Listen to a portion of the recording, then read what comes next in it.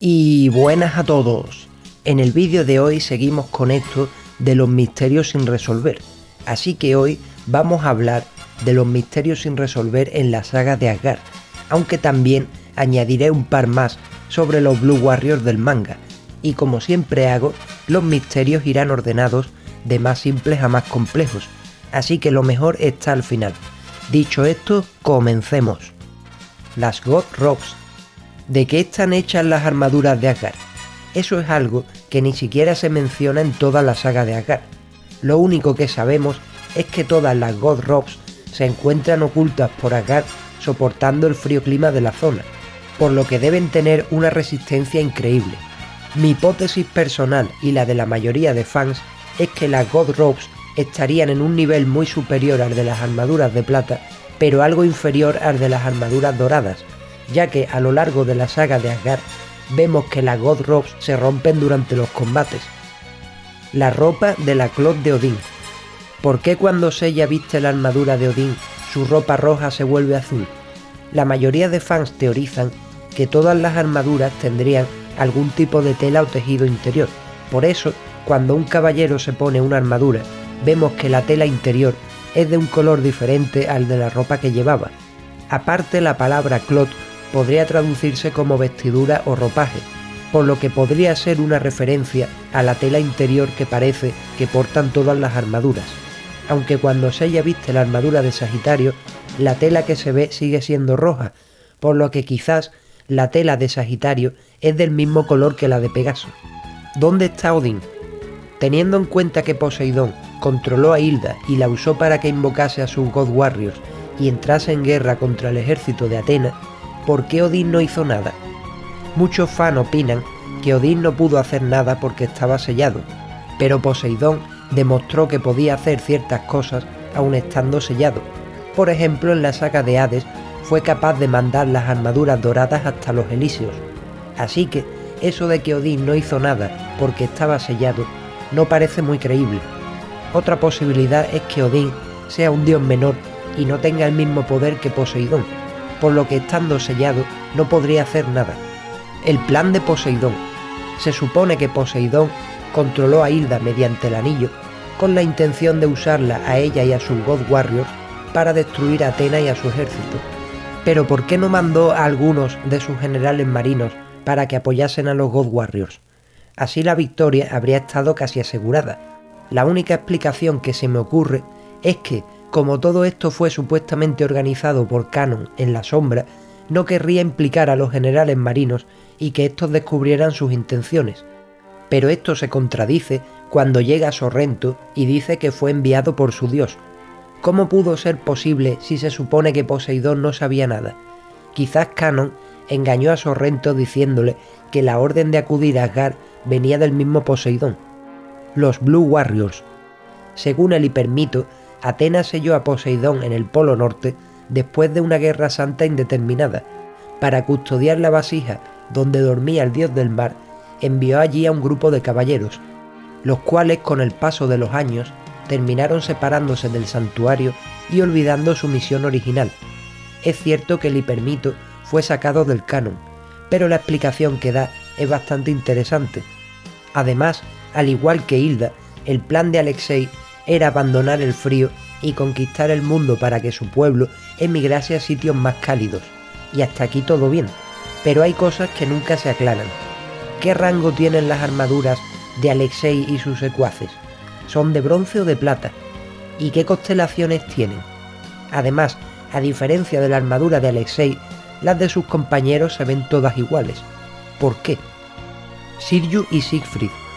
En la saga de Asgard vimos que Sirju y Siegfried comparten algo más aparte del tipo dragón, y es que cuando ambos realizan sus respectivas técnicas, bajan el brazo de manera involuntaria y dejan el pecho al descubierto por una milésima de segundo, tiempo suficiente para que un caballero experimentado se dé cuenta y los golpee en ese punto fatal.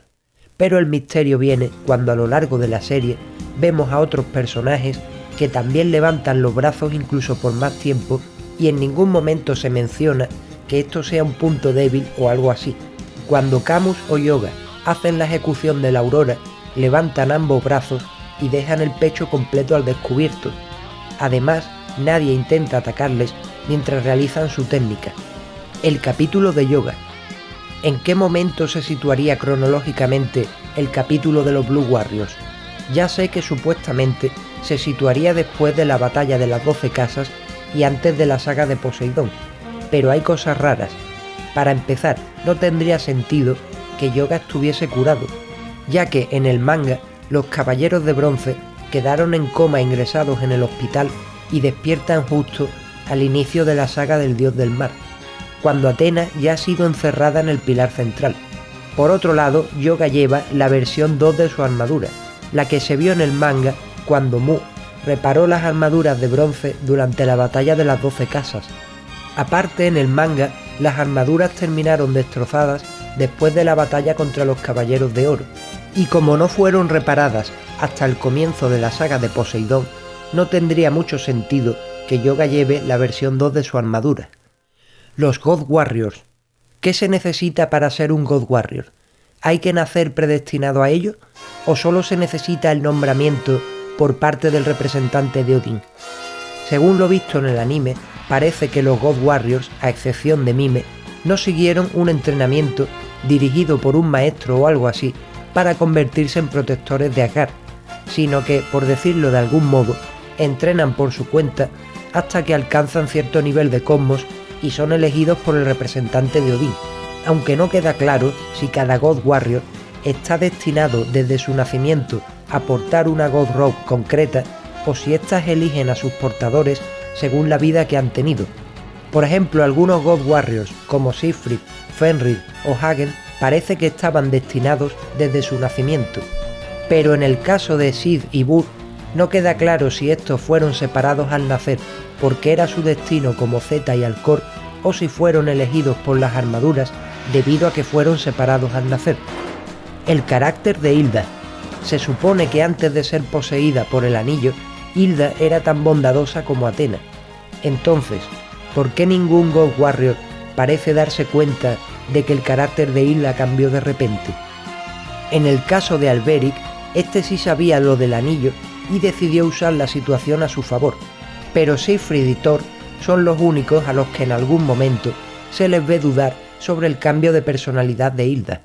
Y lo mismo pasaba con el resto de God Warriors, aunque probablemente estos también se dieron cuenta del cambio de carácter de su señora.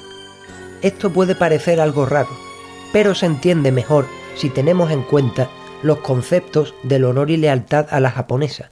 Por eso, aunque Thor y Siegfried pensasen que Hilda se había vuelto loca o que podría estar equivocada, debían cumplir sus órdenes por honor.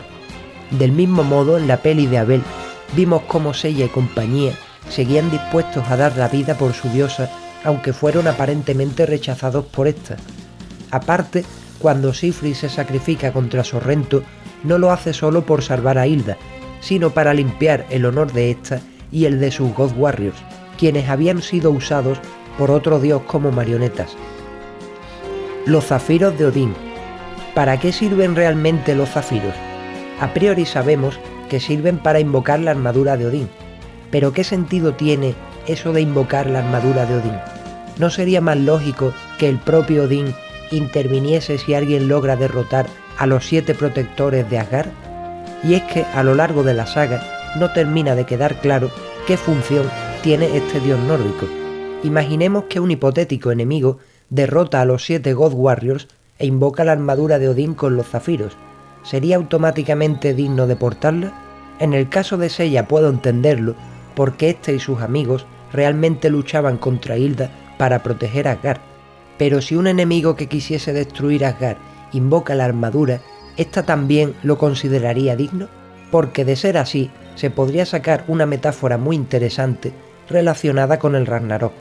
Como muchos ya sabréis, el Ragnarok es algo así como el apocalipsis de la mitología nórdica.